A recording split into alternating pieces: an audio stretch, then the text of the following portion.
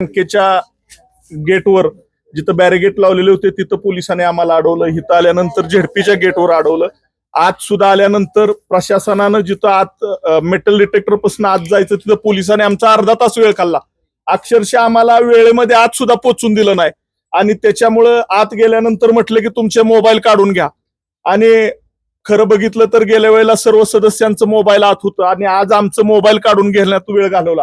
आणि आम्ही बरोबर 12:05 12:10च्या दरम्यान आम्ही सभागृहामध्ये पोहोचलो. म्हणजे जाणून बुजून आमची अडवणूक करून त्या ठिकाणी आम्हाला आज सुद्धा सर्व आमची 33 लोकांची मेजॉरिटी होती आणि आम्हाला आज सुद्धा मतदानापासून वंचित ठेवण्याचं काम या प्रशासनानं केलेलं आहे, पोलिसांनी केलेलं आहे.